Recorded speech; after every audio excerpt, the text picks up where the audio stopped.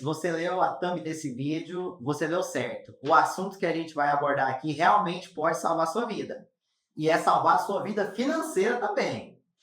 Hoje a gente vai falar um pouquinho sobre investimentos no início da carreira. Eu sou Luciana, esse é o Mascote, nós somos médicos, também conhecido como Gabriel, e a gente tem MBA em Planejamento Financeiro e atualmente trabalhamos, além de médicos, com salvando a vida financeira das pessoas. E aí, para começar um pouco, a gente quer conversar com vocês sobre a importância do conhecimento e do investimento no início da carreira.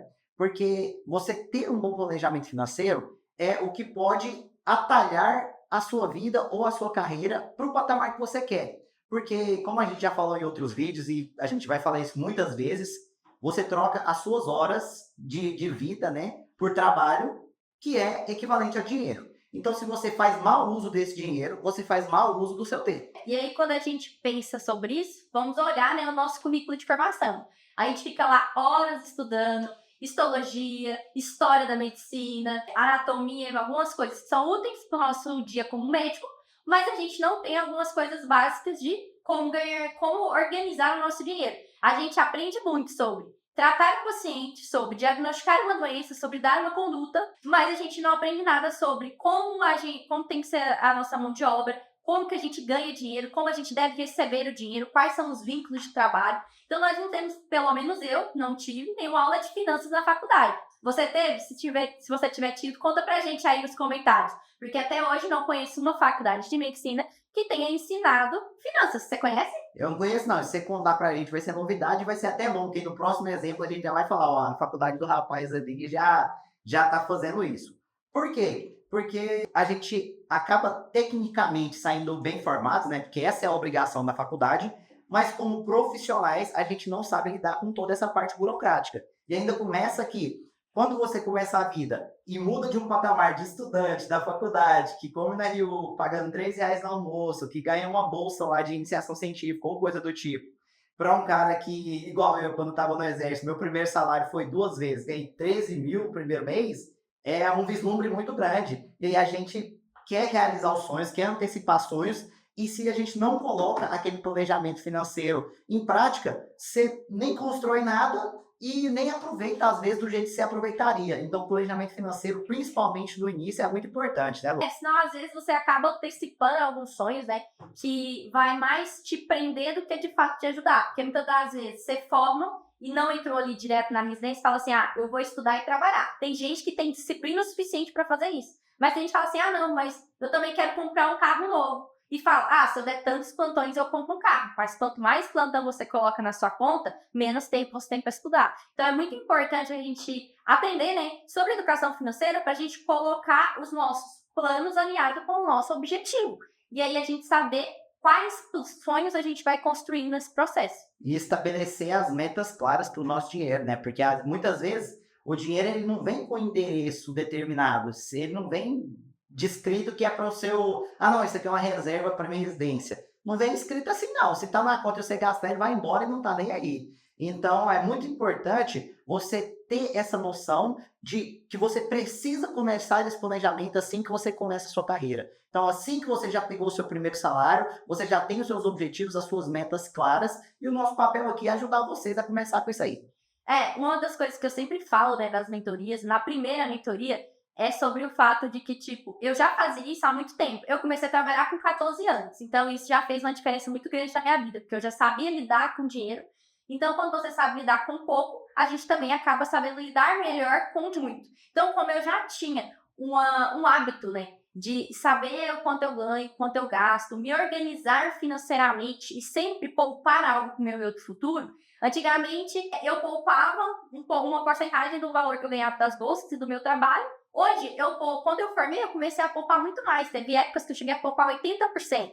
Porque eu melhorei meu padrão de vida, mas ao mesmo tempo, como eu já tinha um hábito pré-estabelecido sobre como eu ia cuidar do meu dinheiro, foi muito mais fácil aplicar isso no dia a dia. Quanto mais cedo a gente aprende isso, mais fácil a gente consegue se adaptar, porque você está num momento de mudança de padrão de vida. Então, quando a gente está nessa mudança, é o melhor momento para a gente começar a aprender sobre finanças. Porque depois que você já está num patamar, voltar É bem mais difícil, né? É muito mais fácil você impedir de crescer, de subir no seu padrão de vida, do que você voltar. Mas o grande problema que eu vejo com os nossos mentorandos é que muitas vezes eles gastam o dinheiro com algo que não necessariamente está trazendo um aumento no padrão de vida, mas é aquilo ali que a gente chama de um alívio fugaz ali do dinheiro. O dinheiro foge para uma coisinha que você queria, eu queria comprar isso aqui, eu merecia, eu queria comprar isso aqui, eu merecia. No final do mês, ele não tem nem aquele bem construído e nem a sobra do dinheiro. Então é muito importante a gente perceber isso logo no começo,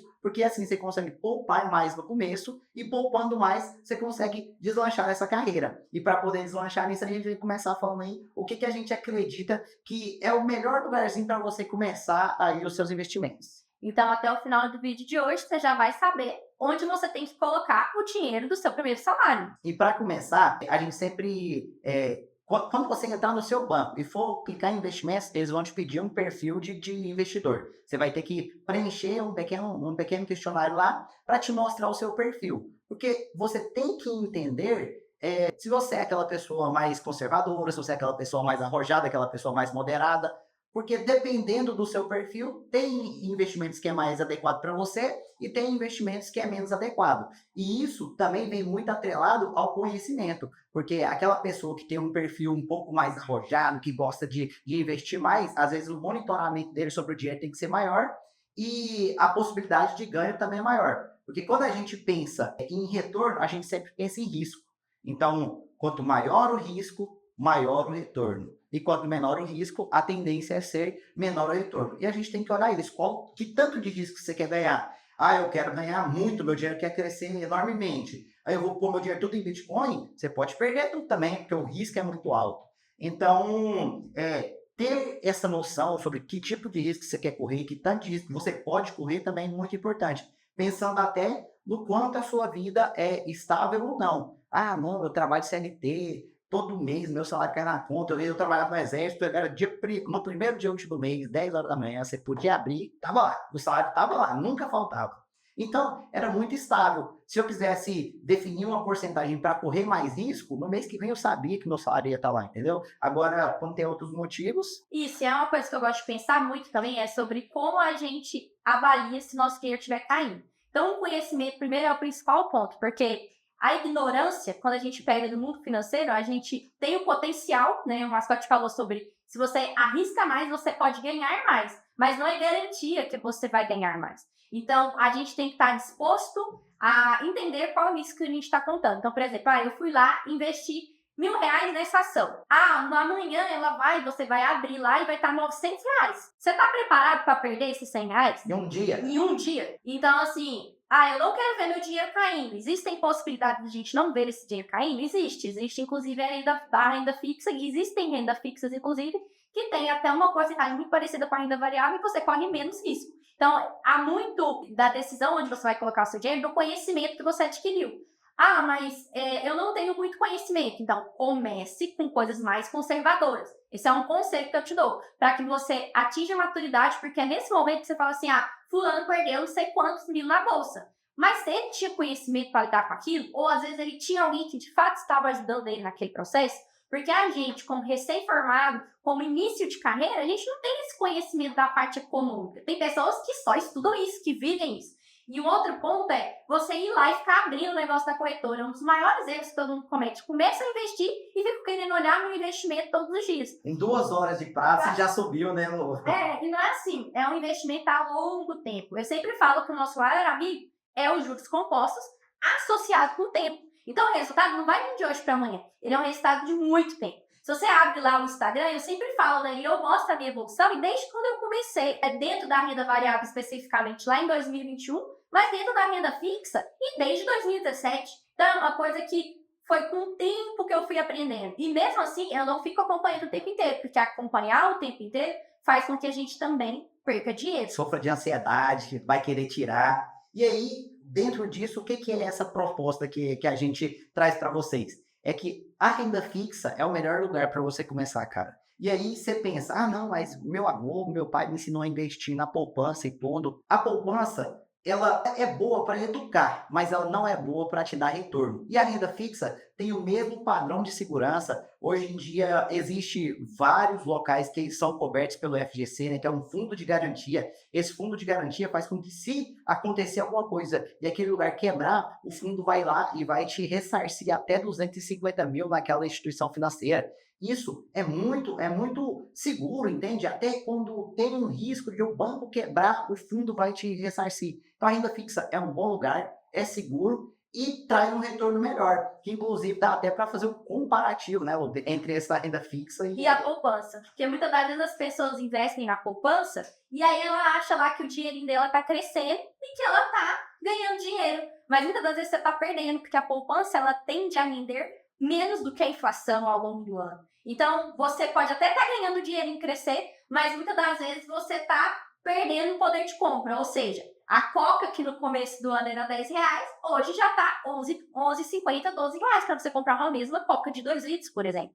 Então, essa é a questão do poder de compra, né? Então, quando a gente traz um comparativo, dentro da renda fixa, a primeira coisa que a gente sempre ensina as pessoas, e recomendo você a começar a olhar, é entender o que é CDB e entender o que é o tesouro direto, que são os dois primeiros investimentos e que rendem muito mais que a poupança e tem toda essa segurança que o Mascote falou. Qual a diferença entre os dois?